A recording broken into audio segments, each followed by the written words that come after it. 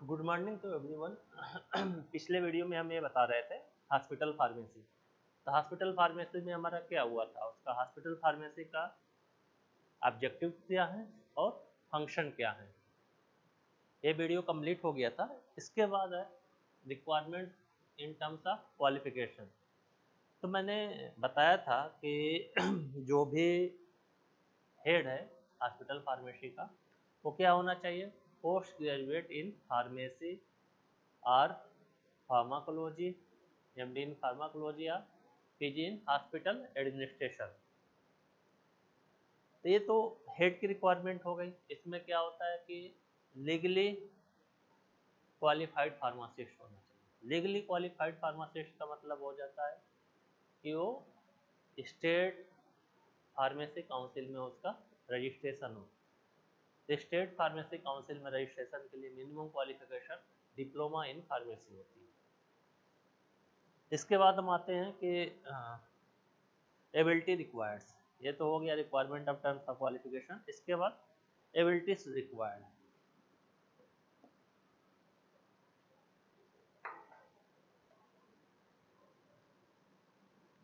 Abilities क्या क्या चाहिए, क्या क्या उसको एबिलिटीज होनी चाहिए।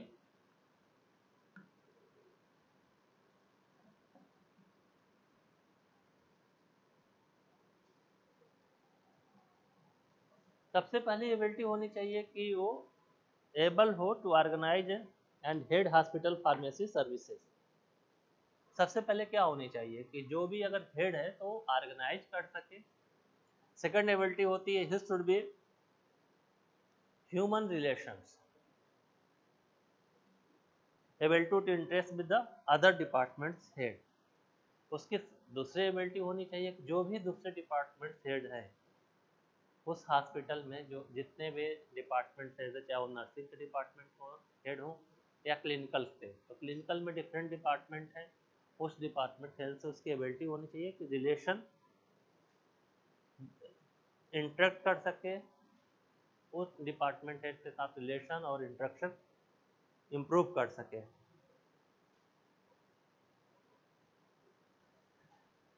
थर्ड रिस्पॉन्सिबिलिटी होनी चाहिए, एबिलिटी होनी चाहिए, he is responsible for making hospital pharmacy A financially viable unit for the hospital by doing proper budgeting. क्या हमने आप लोगों को फंक्शन बताया था कि जो हॉस्पिटल फार्मेसी है वो एक रेवेन्यू जनरेशन का सेंटर होता है हॉस्पिटल में। जो भी वहाँ पे हॉस्पिटल फार्मेसी है, जो भी मेडिकल, आप लोकल टर्म्स में हम क्या वर्ड यूज करते हैं, फार्मेसी की जगह मेडिकल स्टोर। तो जो भी फार्मेसी या मेडिकल स्टोर है, जो उसके हेड है, तो उसमें एबिलिटी होनी चाहिए कि प्रॉपर बजटिंग करे। और प्रॉपर बजटिंग मतलब एक वर्ड होता है ROI, रिटर्न ऑफ इंटरेस्ट।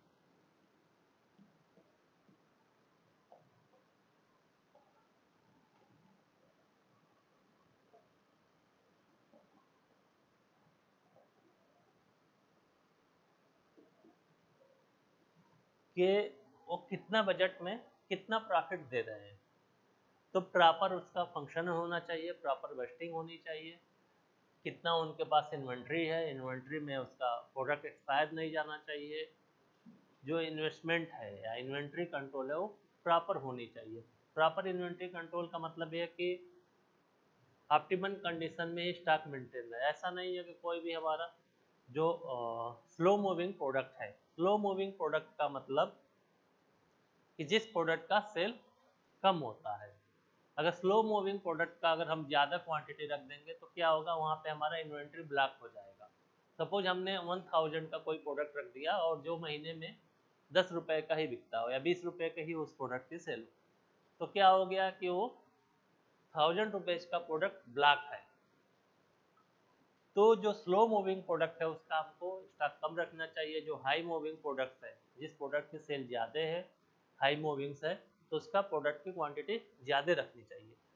तो जो भी हेड है हॉस्पिटल फार्मेसी का, वो प्रॉपर फंक्शन करे, बजटिंग का प्लान करे कि कितना हमको बजट कौन से प्रोडक्ट पे रखना है, कितना हमारा प्रोडक्ट रहेगा, कितनी इन्वेंट्री रहेगी, उन सारी चीज़ों को प्रॉपर प्लान करना है। नेक्स्ट एबिलिटी होती है he keeps legal and administrative record of use the date for onward reporting.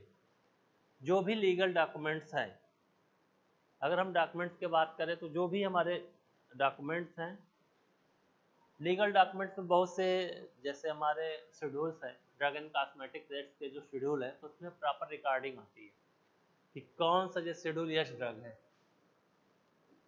अगर शेड्यूल यस ड्रग है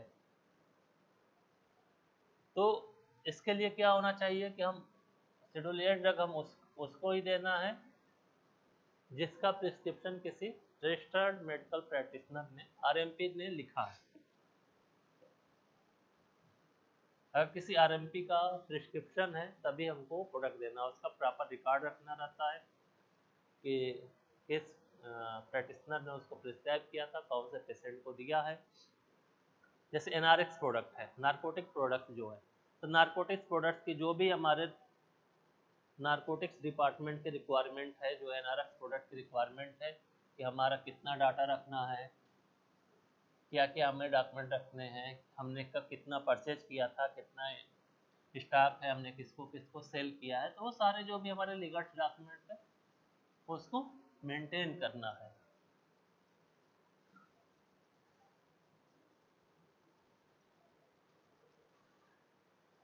नेक्स्ट जो एबिलिटी होती है, ability to edit and publish hospital formulary and pharmacy bulletin periodically. जो भी hospital pharmacy की फार्मूलरी है, जो भी हॉस्पिटल फार्मेसी, जैसे हमने आप लोगों को बताया था कि हॉस्पिटल फार्मूलरी या रिसर्च में उसका फंक्शन करना, तो जो भी हॉस्पिटल फार्मेसी है, जो भी उसका पीरियड में पब्लिश होता है, मान लो कि वो क्वार्टरली पब्लिश होता है। क्वार्टरली पब्लिकेशन का मतलब एवरी 3 मंथ, उसका एडिटिंग, उसका टाइम से पब्लिकेशन ये होना चाहिए। जो भी हमारा हेड है उसमें एबल होना चाहिए कि उसको क्या हमको एडिट करना है, क्या चीज़ें नई चीज़ें उसमें क्या ऐड करना है, पुरानी क्या चीज़ें रिमूव करना है, तो जो भी है वो सारे उसमें मेंटेन करना है। इसके बाद नेक्स्ट होता है ability to run drug information centre. Ability to drug information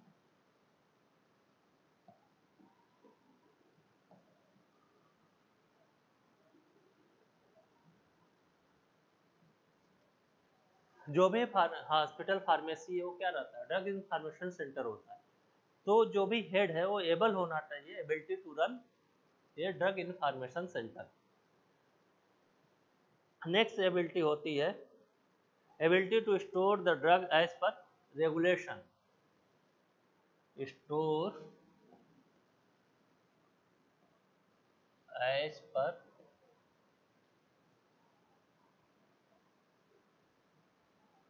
drug regulation.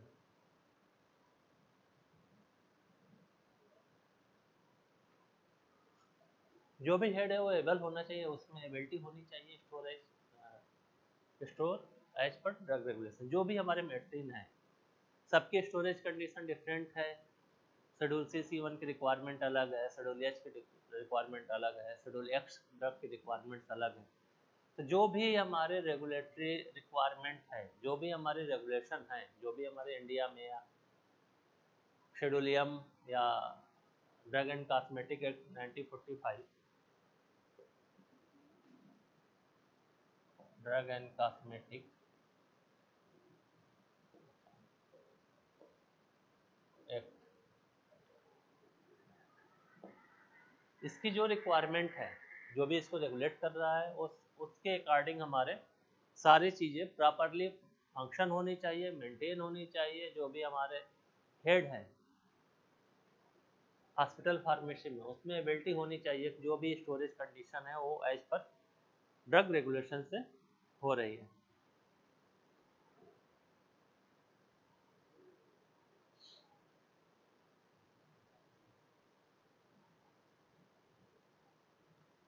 Next होना चाहिए to adopt and implement suitable method of drug distribution considering scientific, legal and ethical principal.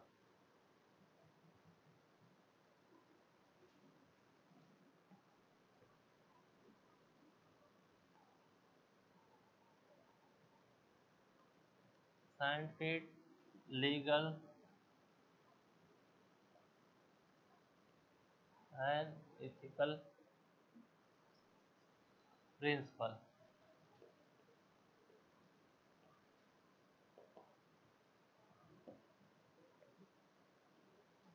जो भी हेड है हॉस्पिटल फार्मेसी का, जो भी head है उसमें एबिलिटी होनी चाहिए। जो भी ड्रग डिस्ट्रीब्यूशन के मेथड है, ड्रग डिस्ट्रीब्यूशन के जो भी मेथड हैं वो किसके बेस पर, अगर साइंटिफिक मेथड की बात करें तो साइंटिफिक मेथड में हमारा आता है एक कॉन्सेप्ट आता है फर्स्ट इन फर्स्ट आउट, इसको बोला जाता है फीफो।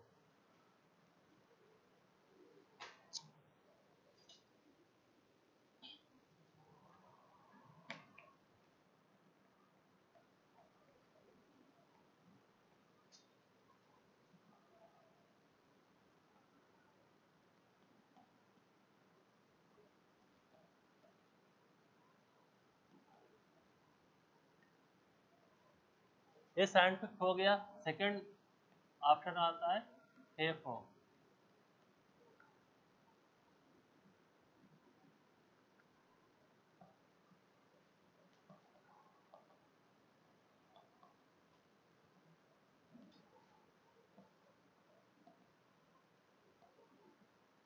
ये दोनों क्या है, साइंटिफिक है। फर्स्ट इन फर्स्ट आउट और फर्स्ट एक्सपायरी फर्स्ट आउट, ये साइंटिफिक डिस्ट्रीब्यूशन का मेथड है कि जो भी प्रोडक्ट हमने पहले लिया है वो हमको पहले ही सेल करना है, डिस्ट्रीब्यूट करना है, या जो प्रोडक्ट पहले एक्सपायर होने वाला है उसको हमको पहले सेल या आउट करना है।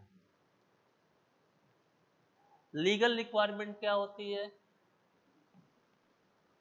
जो भी ड्रग डिस्ट्रीब्यूशन का लीगल में हमारे सबसे पहले आते हैं रिकॉर्ड कीपिंग।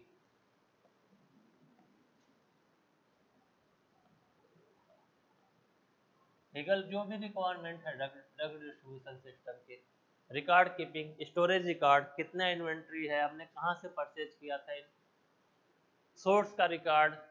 अगर हम बात करें लीगली में, हम जीएसटी, सपोज हमने उसको जीएसटी पे लिया था, जीएसटी पेएबल है नहीं पेएबल है, कितने परसेंट जीएसटी है, तो जो भी हमारे लीगल रिक्वायरमेंट्स है ड्रग डिस्ट्रीब्यूशन की, वो सारी चीज़ें हमको मेंटेन करना है। Ability to undertake manufacturing of various preparation in hospital. बहुत से जो हॉस्पिटल हैं वहाँ पे खुद की उनकी मैन्युफैक्चरिंग यूनिट है, उसके साथ अटैच मैन्युफैक्चरिंग यूनिट है। जो भी हॉस्पिटल फार्मेसी का हेड है वो एबल होना चाहिए, उसके अंदर एबिलिटी होनी चाहिए कि जो भी मैन्युफैक्चरिंग प्रोसेस हो रहा है वो उसको अंडरटेक कर सके, उसको देख सके, उसको सुपरवाइज कर सके। Ability to give training to training pharmacy, जो भी हमारे ट्रेनिंग फार्मेसी है, ट्रेनिंग फार्मासिस्ट जो भी है, जो उनके डिपार्टमेंट में फंक्शन है कर रहा है, जो उनके रिस्पॉन्सिबिलिटी है कि आपको जो भी वर्क करना है, तो उस वर्क रिलेटेड जो भी हमारे एसओपीज हैं या क्या क्या करना है, उसकी रिस्पॉन्सिबिलिटी क्या है, कैसे वर्क करना है, उन सारे चीज़ों की वो ट्रेनिंग दे सके। तो ये क्या हो गया कि एबिलिटी हो गई कि जो भी हॉस्पिटल फार्मेसी के जो भी हेड हैं उनके क्वालिफिकेशन, उनकी एबिलिटीज, क्या क्या एबिलिटी होनी चाहिए, उसके फंक्शन और आपके ऑब्जेक्टिव, ये सारी चीज़ें हो चुकी। इसके बाद आता है नेक्स्ट पॉइंट है location and layout of hospital pharmacy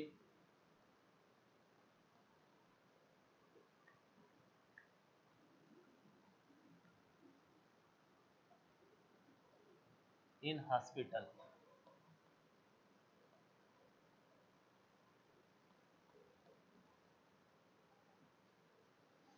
इसमें क्या आता है कि जो भी हमारा हॉस्पिटल फार्मेसी है उसका लोकेशन क्या होना चाहिए, उसका लेआउट क्या होना चाहिए। तो सबसे पहले क्या होना चाहिए, hospital pharmacy department should be located at ground floor और at the first floor of hospital.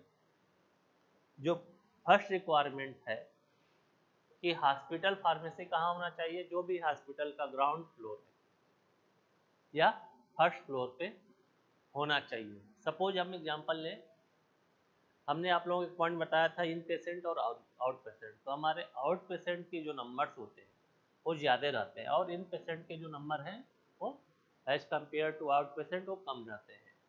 तो हॉस्पिटल फार्मेसी में ऐसे लोकेशन पे होना चाहिए कि जो आउट पेशेंट आ रहे हैं, जो भी बाहर से पेशेंट आ रहे हैं, आउट पेशेंट का मतलब कि वो पेशेंट आए, उन्होंने अपना दिखाया, डॉक्टर को दिखाया, उन्होंने उनसे प्रिस्क्रिप्शन लिया, मेडिसिन लिया और वो घर चले जाते हैं। इन पेशेंट का मतलब जो पेशेंट हॉस्पिटल में एडमिट है। तो सबसे पहले रिक्वायरमेंट आती है हॉस्पिटल फार्मेसी में उसका लोकेशन ग्राउंड फ्लोर पे होना। ग्राउंड फ्लोर पे होने का ये मतलब है कि जहाँ पे हमारा ओपीडी डिपार्टमेंट्स है, आउट पेशेंट डोर बोलते हैं, ओपीडी डिपार्टमेंट जहाँ है उसके नियर बाई होना चाहिए, उसके पास होना चाहिए। ऐसा नहीं है कि हमारा ओपीडी डिपार्टमेंट मान लो कि ग्राउंड फ्लोर, हॉस्पिटल में एकदम अंदर की तरफ ओपीडी नहीं होता है। अंदर की तरफ क्या होता है, इन पेशेंट होता है, या first floor, second floor, third floor पे क्या रहते हैं, इन पेशेंट रहते हैं, जो पेशेंट हॉस्पिटल में एडमिट है। आउट पेशेंट जनरली क्या होता है, गेट के साइड पर, ग्राउंड फ्लोर पे या गेट के साइड, जैसे बाहर से लोग एंट्री किए और वहाँ पे उन्होंने दिखाया और बाहर किया है। इससे क्या होता है कि हॉस्पिटल के अंदर बहुत ज़्यादा मूवमेंट ना हो। अगर सपोज कि कोई ये हॉस्पिटल है, हॉस्पिटल का ग्राउंड फ्लोर है, मान लो यहाँ एंट्री है गेट पे,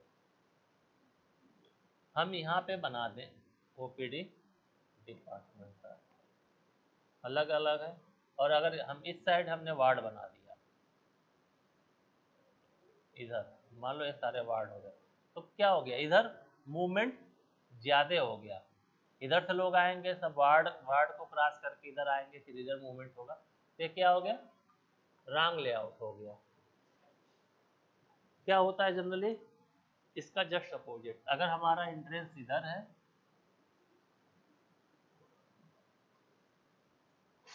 अगर ग्राउंड फ्लोर है,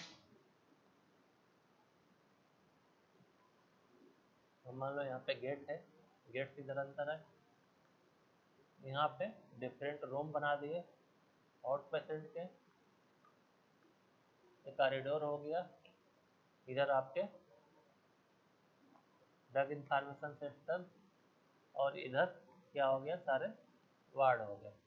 इधर से आउट पेशेंट का जो भी है, पेशेंट आया, इधर जो भी अपना जिस डॉक्टर को जिस रूम में उनको दिखाना है, उन्होंने आउट पेशेंट में डॉक्टर को दिखाया, इधर से इन्होंने मेडिसिन लिया, या हॉस्पिटल फार्मेसी है, यहाँ से मेडिसिन लिया और यहाँ से आउट हो गया। तो क्या हुआ कि हमारा इतने से एरिया में ही मूवमेंट ज़्यादा है, जो इन पेशेंट है, इन पेशेंट का मूवमेंट कम है। तो सबसे पहले यही होते हैं कि जो भी हमारा हॉस्पिटल फार्मेसी होगा वो ग्राउंड फ्लोर पे होगा या फर्स्ट फ्लोर पे होगा, कि जिसके वजह से हमारा मूवमेंट कम हो।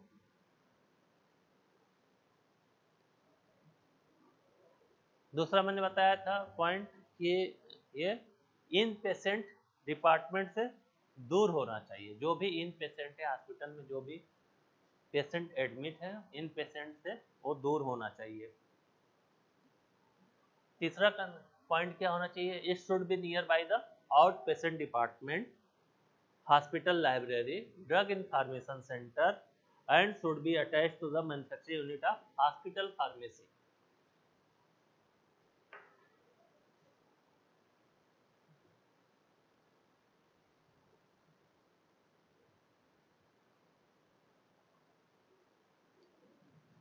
जो भी हमारा हॉस्पिटल फार्मेसी है वो क्या होना चाहिए, जो आउट पेशेंट डिपार्टमेंट है उसके पास होना चाहिए, इन पेशेंट डिपार्टमेंट से दूर होना चाहिए, ड्रग इंफॉर्मेशन सेंटर के पास होना चाहिए, जो मैन्युफैक्चरिंग यूनिट है उसके पास होना चाहिए।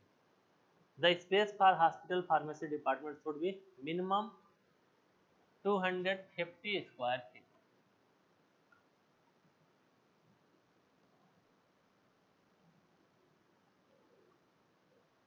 जो हॉस्पिटल फार्मेसी में जो एरिया होता है, एरिया के लिए लीगली रिक्वायरमेंट हम बात करें, जो हम जब लाइसेंस के लिए अप्लाई करते हैं तो मिनिमम अगर कोई ऐसे मेडिकल शॉप है फार्मेसी, तो उसके लिए होलसेल और रिटेल के लिए मिनिमम एरिया 155 स्क्वायर फीट होना चाहिए। अगर ओनली रिटेल है तो 120 स्क्वायर फीट होना चाहिए, लीगली रिक्वायरमेंट। अगर इससे कम एरिया है तो लाइसेंसिंग प्रोसीजर में लाइसेंस कैंसिल हो जाता है, इतना मिनिमम एरिया होना चाहिए। हॉस्पिटल फार्मेसी के लिए जनरली 250 स्क्वायर फीट और on the basis of bed, hospital में कितने बेड हैं। अगर हम कंसिडर करें कि 100 बेड का हॉस्पिटल है, फॉर 100 बेड का हॉस्पिटल है, इसके लिए जनरली 10 स्क्वायर फीट पर बेड का कंसिडर किया जाता है।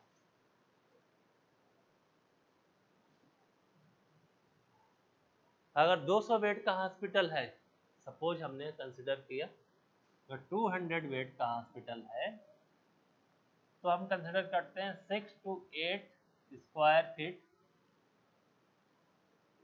पर बेड।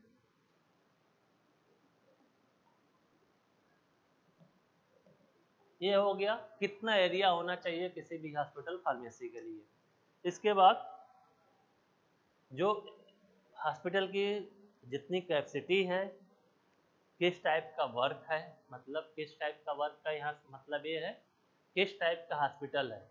क्लिनिकली बेस में आप लोग बता था, जैसे टीबी, चेस्ट, गाइनो या पीडिया, आर्थो, तो किस टाइप का हॉस्पिटल है, कैंसर हॉस्पिटल है, उसके बेसिस पे हमारा वर्कलोड और रिक्वायरमेंट ऑफ फार्मासिस्ट।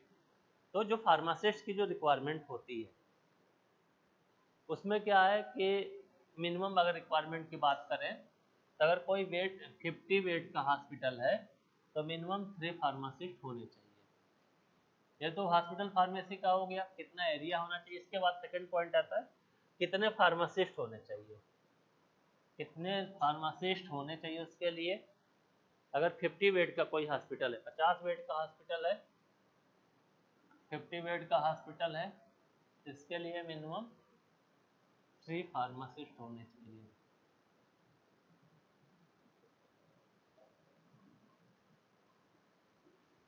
सौ बेड का हॉस्पिटल है,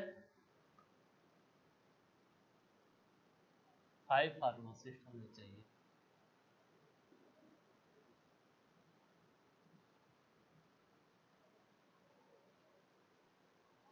200 बेड का हॉस्पिटल है, अगर 200 बेड का हॉस्पिटल है तो 8 फार्मासिस्ट चाहिए।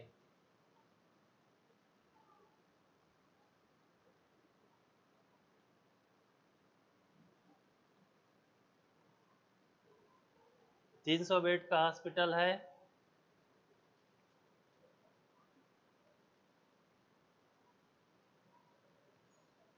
तो 10 फार्मासिस्ट चाहिए।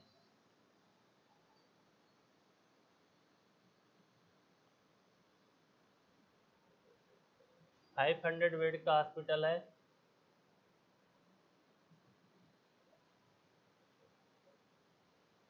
15 फार्मासिस्ट चाहिए।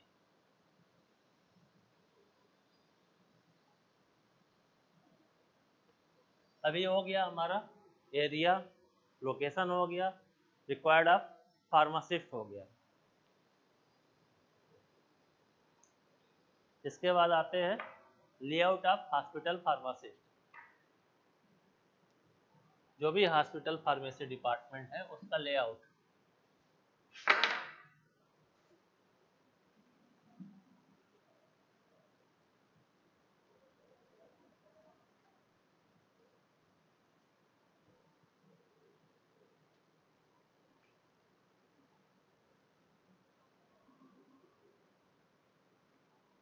लेआउट ऑफ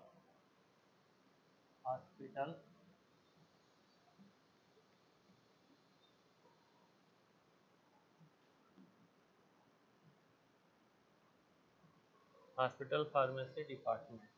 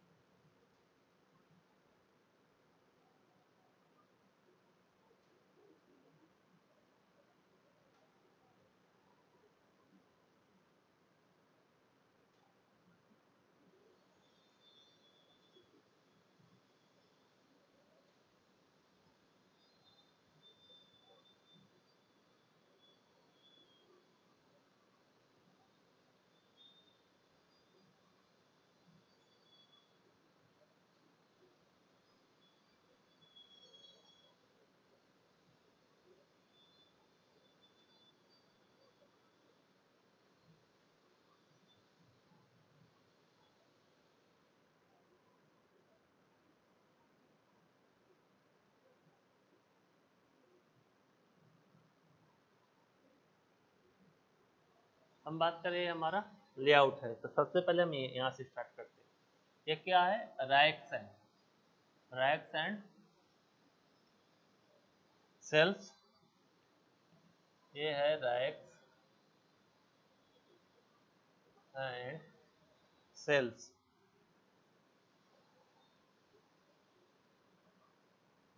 ये rack and shelf for storage of drug. इसी में rack and shelf for storage पड़ता, जो भी हमारे लीगली डॉक्यूमेंट्स हैं। ये टेबल है, ये काउंटर है, ये हो गया विंडो।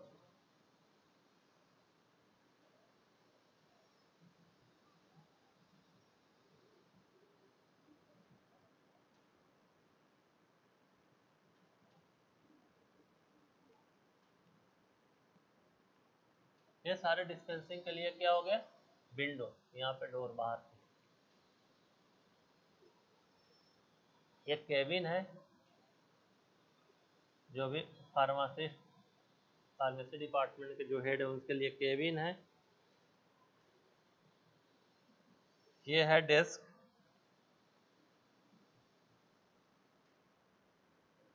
ये है टेबल, टेबल एंड काउंटर। ये विंडो है, ये डोर है, ये स्टोरेज ऑफ रॉ मटेरियल।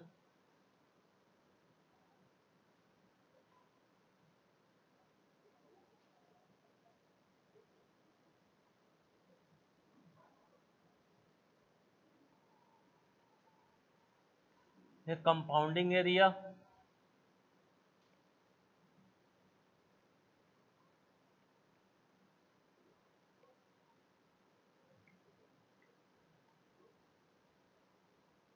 ये फिलिंग एरिया है।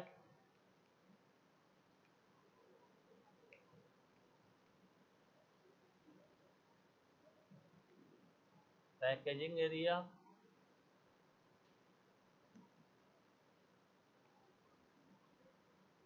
यहाँ पे प्रोडक्ट ट्रांसफर के लिए।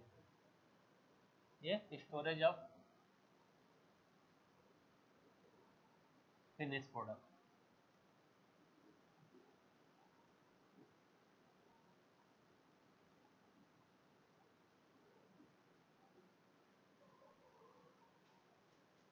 हमने जो डिपार्टमेंट बनाया है, एक हॉस्पिटल फार्मेसी का डिपार्टमेंट है, जहाँ पे लार्ज वॉल्यूम पेरेंटल का अगर सपोज मैन्युफैक्चरिंग हो रहा है, तो इतने एरिया में क्या हो गया?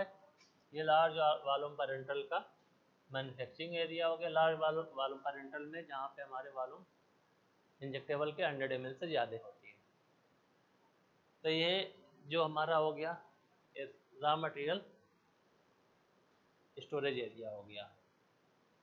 ठीक है, इसके लिए जो भी मटेरियल अगर आता है हम कंसिडर करते हैं, तो हमारा आया यहाँ पे रिसीव्ड बेयर आते हैं, रॉ मटेरियल रिसीविंग बे, पैकिंग मटेरियल रिसीविंग बे। यहाँ हमारा पैकिंग मटेरियल का हमारा इस साइड में भी हमारा एरिया करके इधर से भी कर सकते हैं। मतलब क्या होता है कि जो भी मटेरियल का मूवमेंट होता है, हमको एक चीज़ कंसिडर करनी पड़ती है कुछ किसी भी लेआउट, मैन्युफैक्चरिंग लेआउट में यूनि डायरेक्शनल फ्लो। जो मटेरियल का है, मटेरियल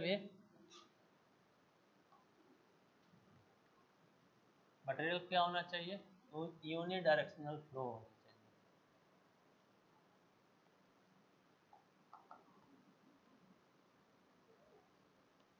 और जो भी मैन उसमें वर्किंग है, मैन मूवमेंट भी है, वो भी क्या होना चाहिए? यूनि डायरेक्शनल होना चाहिए। ऐसा नहीं है कि एक तरफ हम इधर से रॉ मटेरियल लिए, इधर से कंपाउंडिंग किए, फिर इधर फिलिंग किए, इधर पैकिंग किए, तो उसमें क्या है, जो भी सेमी फिनिश्ड प्रोडक्ट है उसका क्रॉस मूवमेंट होगा, जिससे कि प्रोडक्ट कंटामिनेशन का चांस बढ़ जाता है। इसलिए एक ही साइड से हमने एक साइड से रॉ मटेरियल लिया, फिर हमने उसको नेक्स्ट स्टेप किया, नेक्स्ट स्टेप जो भी उसके मैन्युफैक्चरिंग है, उसके बाद हमने उसका फिलिंग किया, फिलिंग के बाद पैकिंग किया, और दूसरे साइड से उस मटेरियल का आउट कर देते हैं। तो क्या होना चाहिए, यूनि डायरेक्शनल फ्लो होना चाहिए। तो हमने जस्ट यूनि डायरेक्शन क्या हुआ, यहाँ पे हमारा रॉ मटेरियल आया, रॉ मटेरियल से यहाँ से हमने यहाँ से डिस्पेंस हुआ, डिस्पेंसिंग से मान लो इधर से ये बाहर निकला, इससे अंदर आया। ये क्या हमारा कंपाउंडिंग एरिया है। कंपाउंडिंग एरिया में जो भी हमारे सेमी फिनिश प्रोसेसिंग है वो सारे सेमी फिनिश प्रोसेसिंग करेंगे। इसके बाद ट्रांसफर हो जाएगा फिलिंग एरिया में, उसका फिनिश बनाएंगे। उसके बाद क्या होगा, फाइनल पैकेजिंग, जो भी उसके सेकेंडरी टर्सरी कंटेनर जिसमें ये पैक करना है वहाँ पे पैक मटेरियल पैक हो गया। पैक होने के बाद इस डोर से बाहर आ जाएगा, फिर यहाँ पे क्या हो जाएगा, स्टोरेज ऑफ फिनिश प्रोडक्ट। यहाँ पे हमारा स्टोर हो गया। इधर से जो भी प्रोडक्ट की हमारी रिक्वायरमेंट होगी, यहाँ से ये प्रोडक्ट इधर ट्रांसफर होगा इस विंडो से, ये डोर। ये क्या होगा, जो भी हमारे फार्मेसी डिपार्टमेंट के हेड हैं उनका केबिन है, और भी जो भी ऑफिस का वर्क है उनके लिए केबिन है। इधर ये रैक्स है, इसमें कुछ जो भी हम प्रोडक्ट मैन्युफैक्चर नहीं कर रहे हैं, किसी दूसरे से परचेज कर रहे हैं, उसका सोर्स कोई दूसरी इंडस्ट्री कंपनी या कोई भी पर्सन, वहाँ पे उसके लिए स्टोरेज रैक्स हैं सारे। और इधर स्टोरेज रैक्स में हमारे डॉक्यूमेंट्स भी, जो भी हमारे लीगली डॉक्यूमेंट्स है उसका स्टोरेज करना। ये हो गया टेबल काउंटर, और ये डेस्क हो गया। ये डिस्पेंसिंग के लिए डिफरेंट विंडो हो गए। ये हो गया हमारा लेआउट।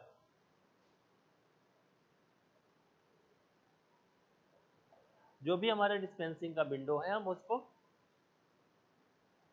डिफरेंट विंडो असाइन कर सकते हैं। सपोज कि हमारा जो विंडो 1 है वो आउट पेशेंट की हो गया, विंडो 2 किसी स्पेसिफिक वार्ड का, कि हमारा अगर इन पेशेंट पीडिया वार्ड का है तो ये इन पेशेंट पीडिया वार्ड हो गया। दूसरी विंडो हमारा in patient suppose TV and chest है, या गाइनो है, आर्थो है। तो ऐसे हम ये जो भी विंडो है डिस्पेंसिंग का हम उनके लिए डिसाइड कर सकते हैं। एक विंडो हमारा कुछ रिटर्न मटेरियल है, उसके लिए हम डिसाइड कर सकते हैं।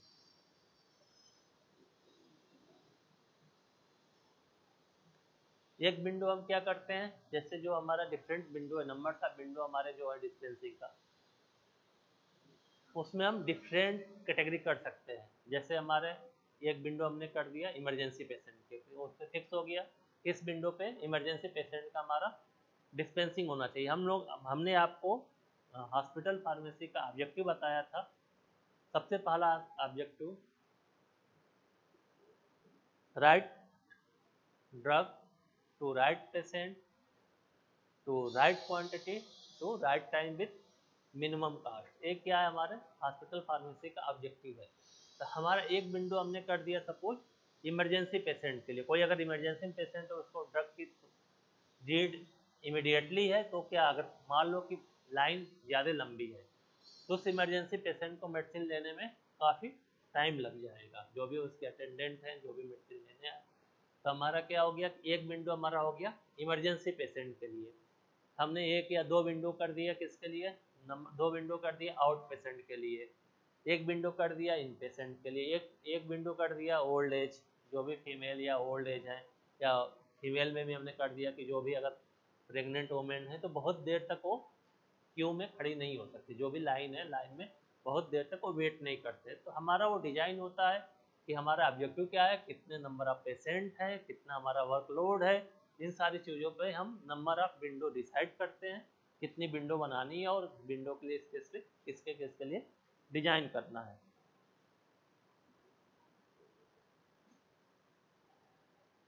ग्राउंड फ्लोर पे हमारा हॉस्पिटल फार्मेसी होने की वजह से क्या क्या बेनिफिट होता है। सबसे पहले क्या हम डिस्पेंसिंग कर सकते हैं आउट पेशेंट का, जो भी हमारा पेशेंट बाहर से आया दिखाने के लिए आउट पेशेंट के लिए डिस्पेंसिंग हो जाती है, इन पेशेंट के लिए भी हो जाता है। और क्या होना चाहिए कि जो भी कोल्ड स्टोरेज है, कोल्ड स्टोरेज 2 to 8 के लिए, -20 के लिए, जो भी हमारा कोल्ड स्टोरेज है इससे सेपरेट होना चाहिए। ऐसा नहीं कि उसी में हम पूरा ब्लॉक कर दिए। तो हमारा जो एरिया है हॉस्पिटल फार्मेसी के लिए, हमारा लोड कितना है हमने आपको बताया था कि अकॉर्डिंग टू बेड। अगर मान लो कि 100 बेड का हॉस्पिटल है, हमने क्या बोला था, 10 स्क्वायर फीट पर बेड का जनरली कंसिडर करते हैं। तो 100 गुणे 10 कर दिए, 100 बेड का हॉस्पिटल है इंटू 10 स्क्वायर फीट बराबर 1000 स्क्वायर फीट के अप्रॉक्स हमारा हॉस्पिटल फार्मेसी बनाना चाहिए, आइडियल कंडीशन होती है। अगर 200 बेड का है तो हमने बताया था 6 to 8, अगर 6 करेंगे तो 1200 स्क्वायर फीट हो जाएगा, अगर 8 करेंगे तो 1600 स्क्वायर फीट का हमारा एरिया होना चाहिए। तो एरिया होना चाहिए, मतलब एरिया तो सबसे पहले हो गया कि हमको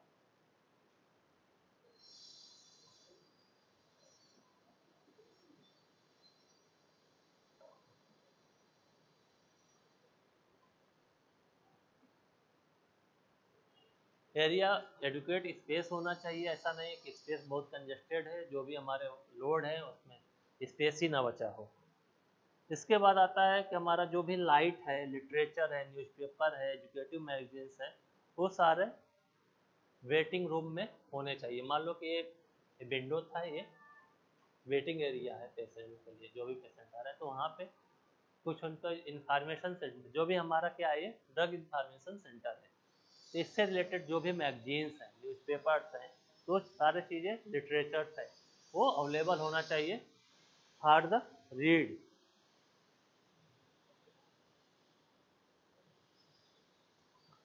If manufacturing section is in hospital, it should be attached to hospital pharmacy। ये आप लोग पहले ही भी बताया था, हमने इसमें इसको कंसिडर किया है कि हमारे हॉस्पिटल फार्मेसी में एक मैन्युफैक्चरिंग सेक्शन भी है। तो ये मैन्युफैक्चरिंग सेक्शन कंसिडर किया जाता है लार्ज वॉल्यूम पेरेंटल का, तो ये लार्ज वॉल्यूम पेरेंटल का मैन्युफैक्चरिंग सेक्शन हमारे हॉस्पिटल फार्मेसी के साथ ही होना चाहिए।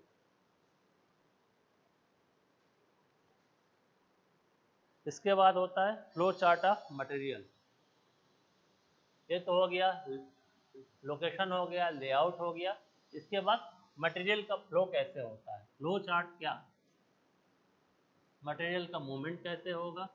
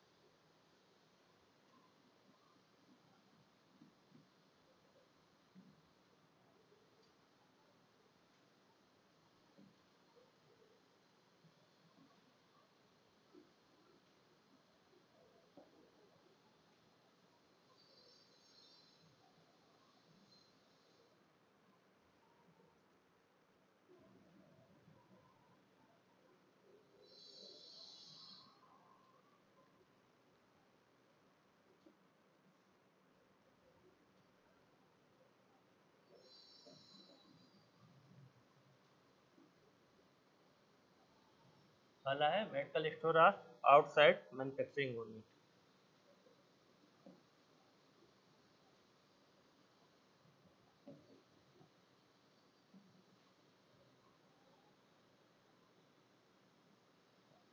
इससे कहाँ जाता है, मेडिसिन एंड अदर सप्लाईज।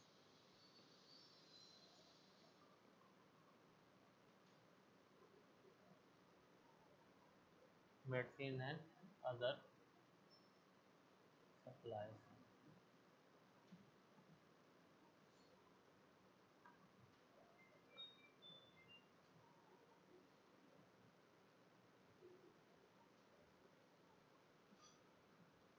इधर हो गया hospital pharmacy.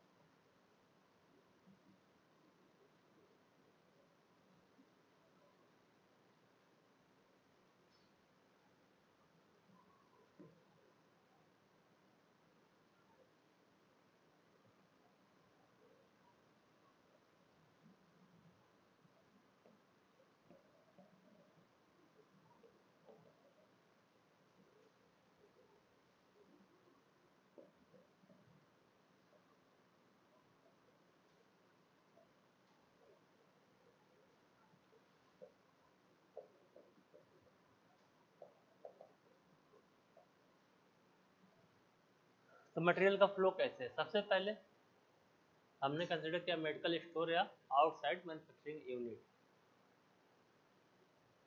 Outside manufacturing unit या जो भी मेडिकल स्टोर है, होलसेलर्स हैं, वहाँ से, या जो भी मेडिसिन के अदर सप्लाई, मेडिसिन और अदर सप्लाई, सर्जिकल सप्लाई है या जो भी इससे रिलेटेड है। तो हमारा पहला हो गया medical store, outside manufacturing unit या मेडिकल सप्लायर्स। इन दोनों से क्या हुआ, यहाँ से इन दोनों से पहला रिसीव, यहाँ से रिसीव किया जो भी हमारा इनवर्ड आया, मटेरियल आया।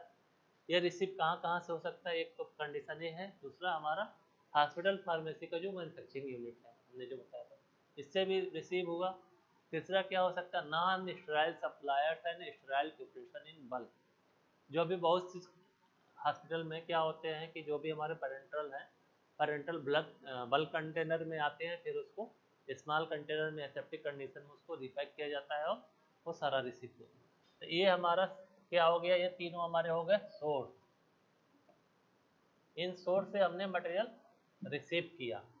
तो सोर्स क्या क्या है? पहला सोर्स हो सकता है मेडिकल स्टोर, जो मेडिकल स्टोर या जो भी हमारे होलसेलर्स हैं, सप्लायर्स हैं, डिस्ट्रीब्यूटर हैं, कैरिड एंड फार्मर यूनिट है, डिफरेंट कंपनियों में मैन्युफैक्चर।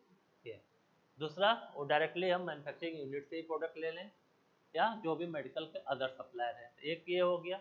दूसरा हमारा सोर्स हो सकता है हॉस्पिटल फार्मेसी का मैन्युफैक्चरिंग यूनिट या नॉन स्टेराइल सप्लाई और स्टेराइल पेरेंटल। ये सारा रिसीव होने के बाद वो कहाँ जाता है? हॉस्पिटल फार्मेसी में। हॉस्पिटल फार्मेसी में एक इंटरनली डिपार्टमेंट होता है QC, जिसको बोलते हैं क्वालिटी कंट्रोल। जो भी मटेरियल रिसीव हुआ, ड्रग रिसीव हुआ, वो उनकी टेस्टिंग करते हैं और वो रिलीज करते हैं। उसके बाद ये हमारा हॉस्पिटल फार्मेसी हुआ। हॉस्पिटल फार्मेसी से हॉस्पिटल से फिर ये जाता है वार्ड में। जिस भी वार्ड का इंडेंट है, रिक्वायरमेंट है, वार्ड से अगर रिक्वायरमेंट आया कि इस पेशेंट कितना चाहिए, तो उस इंडेंट के बेसिस पे यहाँ हॉस्पिटल फार्मेसी से उतना ड्रग डिस्पेंस होगा और उस वार्ड में वो भेज दिया जाएगा। वार्ड में जाने के बाद वो मटेरियल कहाँ जाता है? नर्सेस के पास, और नर्स इन पेशेंट को प्रोडक्ट डिलीवर करती है। ये तो हो गया इन पेशेंट का फ्लो चार्ट। रिसीव हुआ, हॉस्पिटल फार्मेसी में आया, हॉस्पिटल फार्मेसी से आउट पेशेंट फार्मेसी में आया और यहाँ से हमारा आउट पेशेंट को ड्रग दे दिया गया। ये टोटल क्या हो गया? Flow chart of material.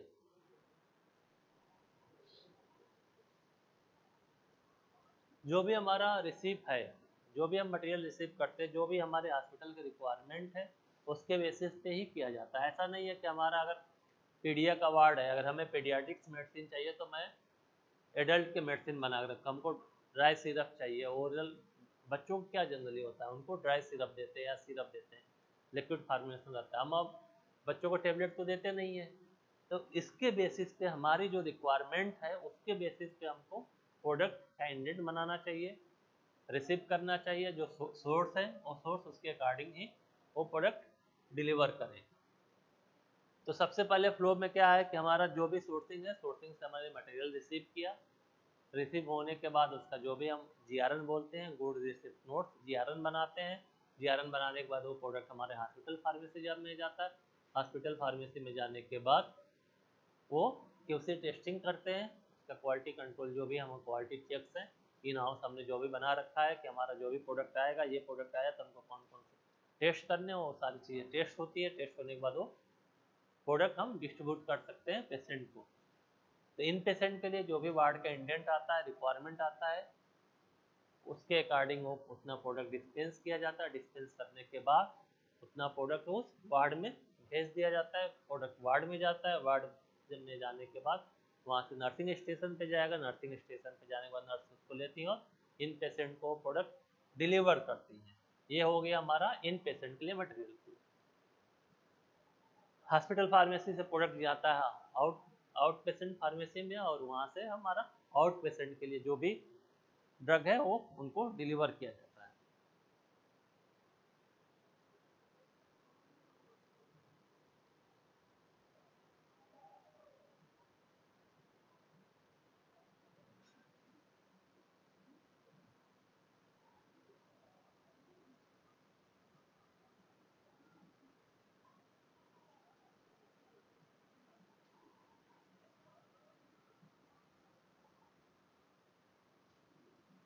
हमारे इस हॉस्पिटल फार्मेसी में क्या हो गया है, ऑब्जेक्टिव हो गया, फंक्शंस हो गए, हेड की रिक्वायरमेंट हो गया, उनका एबिलिटी हो गया, लेआउट हो गया, मटेरियल का फ्लो हो गया। इसके बाद होती है फैसिलिटीज़। क्या क्या फैसिलिटी होती हैं?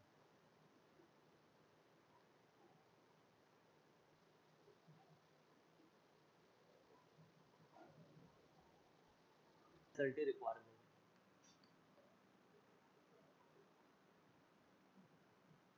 मेजर एंड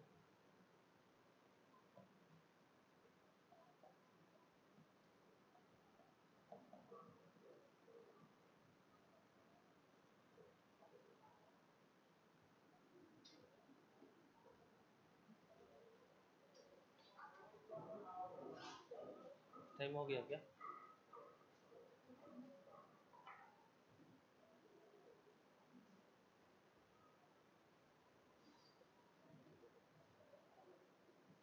तो हमारे हॉस्पिटल फार्मेसी में कौन कौन से सेक्शन आते हैं? सबसे पहले आता है हमारा dispensing section.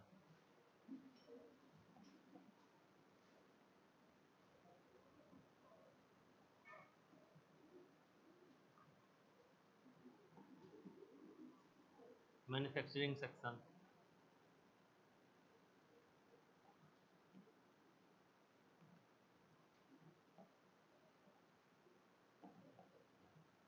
Clinical pharmacy section,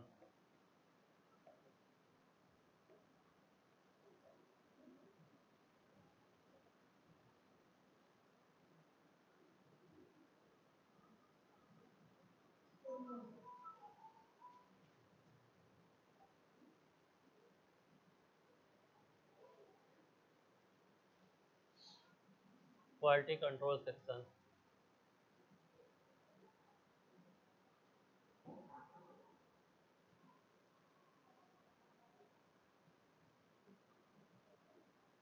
इसके बाद आता है रिकॉर्ड कीपिंग सेक्शन।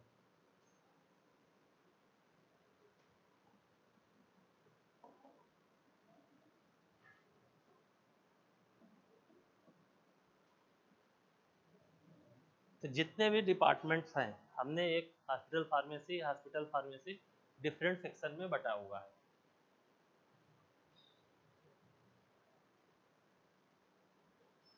इतने सेक्शंस हो गए। तो सेक्शंस होने का मतलब ये नहीं कि बस सेक्शन बना दिए। अगर हमारे इतने सेक्शन हैं तो हमारे मैन पावर की रिक्वायरमेंट पड़ेगी, और जितने भी मैन पावर हैं उसके लिए क्या क्या फैसिलिटीज़ होनी चाहिए। अगर डिस्पेंसिंग सेक्शन है तो वहाँ पे जो फार्मासिस्ट होगा तो एक्सपर्ट होना चाहिए ड्रग डिस्पेंसिंग में। अगर अगर वही फार्मासिस्ट, तो हमको अगर क्वालिटी कंट्रोल में लेना है तो जो भी इंस्ट्रूमेंट की हैंडलिंग है, उस प्रोडक्ट की टेस्टिंग है, वो सारी चीज़ें आनी चाहिए। मैन्युफैक्चरिंग सेक्शन के लिए प्रोडक्ट मैन्युफैक्चरिंग का नॉलेज होना चाहिए। सेम क्लिनिकल फार्मेसी के लिए क्लिनिकल का नॉलेज होना चाहिए। और रिकॉर्ड कीपिंग के लिए जो भी हमारे डॉक्यूमेंट्स के आर्काइवल हैं, उस कितने टाइम तक हमको डॉक्यूमेंट लेना है, लीगली कौन कौन से डॉक्यूमेंट्स है, कहाँ कैसे स्टोर करना है, ये सारे हमारे फैसिलिटीज होनी चाहिए। और इसके बाद आता है हमारे नंबर ऑफ फार्मासिस्ट।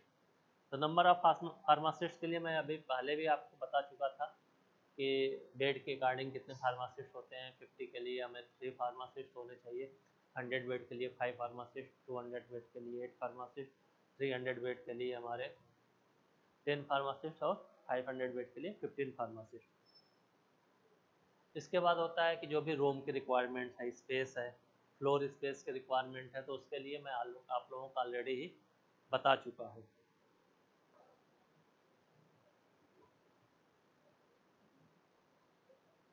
फैसिलिटीज़ में क्या क्या होना चाहिए? सबसे पहले होना चाहिए प्रिस्क्रिप्शन कैबिनेट, मतलब जो भी हमारा प्रिस्क्रिप्शन आ रहा है उसको कहाँ हमें स्टोर करना है। स्टोरेज कैबिनेट होना चाहिए, वर्किंग टेबल होना चाहिए, काउंटर होना चाहिए, डॉक्यूमेंट स्टोरेज के लिए कैबिनेट होना चाहिए,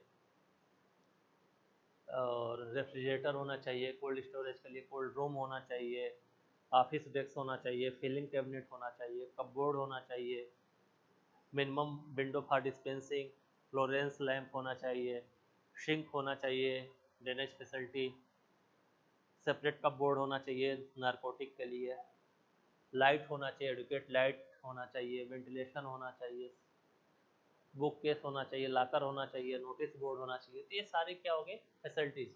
अगर हमने क्या क्या बोला, सबसे पहले प्रिस्क्रिप्शन कैबिनेट। प्रिस्क्रिप्शन कैबिनेट में हमारा जो भी हमको ड्रग डिस्पेंस करना है, जो भी प्रिस्क्रिप्शन आता है उसके लिए कैबिनेट होना चाहिए, उसका स्टोरेज का अलग से कैबिनेट होना चाहिए। इसके बाद स्टोरेज कैबिनेट, जो भी हमारे मेडिसिन्स हैं या सर्जिकल प्रोडक्ट्स हैं उनके स्टोरेज के लिए प्रॉपर कैबिनेट होना चाहिए, प्रोडक्ट सेपरेटली स्टोर होने चाहिए। उसके बाद वर्किंग टेबल होना चाहिए, जो भी डॉक्यूमेंट के लिए है या क्यूसी के लिए है। अगर हम क्यूसी की बात करें तो क्यूसी के लिए जो टेस्टिंग के लिए रिकॉर्ड्स हैं, वर्किंग के लिए जो भी वर्किंग टेबल की रिक्वायरमेंट होती है। उसके बाद काउंटर्स होने चाहिए, काउंटर्स के बाद हमारे कंटेनर होने चाहिए, container for storage of material and pistol. इसके बाद रेफ्रिजरेटर, जो भी हमारे स्टोरेज कंडीशन है 2 to 8 मेंटेन करना है ड्रग्स के, या कोल्ड रूम्स हैं 2 to 8 के लिए, या कोल्ड चैम्बर्स हैं वैक्स, जो भी हमारे स्टोरेज की रिक्वायरमेंट है वो सारी चीज़ें होनी चाहिए। इसके बाद हमारे cabinet for keeping up glassware, जो भी हमारा डिस्पेंसिंग के लिए या टेस्टिंग के लिए ग्लासवेयर की रिक्वायरमेंट है, ग्लासवेयर स्टोर के लिए सेपरेट कैबिनेट होना चाहिए। फिलिंग कैबिनेट होना चाहिए, जो भी हमारा फिलिंग रूम की बात कर रहे थे। जनरल्स बुक के लिए कैबिनेट होना चाहिए, फ्लोरेंस लैंप होना चाहिए, सिंक होना चाहिए, और लाइट और वाटर का एडिक्वेट फैसिलिटी होना चाहिए।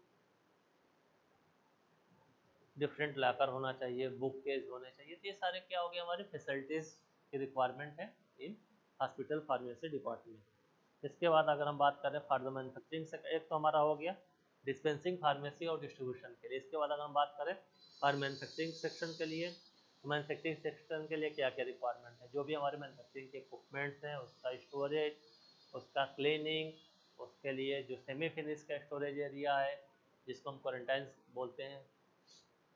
उसके बाद उसका कंटेनर क्लोजर, पैकेजिंग मटेरियल, रा material storage area, dispensing balances, जो भी हमारे IPQC है, इन प्रोसेस क्वालिटी कंट्रोल्स हैं, उसके टेस्टिंग के जो भी इक्विपमेंट्स है वो सारे इक्विपमेंट, उसके स्टोरेज के लिए रैक्स, डॉक्यूमेंट स्टोरेज के लिए यूवी लाइट, अगर स्टराइल्स हैं तो हमारे बॉक्सेज हैं। तो ये सारे जो भी मैन्युफैक्चरिंग सेक्शन की रिक्वायरमेंट है वो सारी चीज़ें होने चाहिए। अगर स्टेरल प्रोडक्ट की बात करें तो हम उसके लिए main UV lamp, laminar air flow, aseptic room, bacteria proof filter, aseptic cabinet, ये सारे क्या है फैसिलिटी होनी चाहिए for the hospital pharmacy requirement. उसके बाद मैन पावर के रिक्वायरमेंट, तो मैन पावर डिपेंड है कि कितने टाइप का वर्क है क्या है, उसके बेसिस पे सारी चीज़ें होनी चाहिए। ये हमारा अभी तक इस चैप्टर में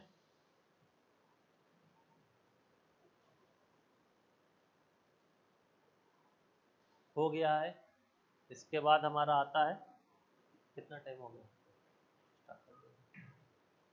ये हमारा फैसिलिटी हो गया, रॉ मटेरियल का फ्लो हो गया, ऑब्जेक्टिव्स हो गए, फंक्शन हो गया, ये सारे हॉस्पिटल फार्मेसी डिपार्टमेंट के। इसके बाद थोड़ा सा बचा है एबिलिटीज, तो यूनिट चैप्टर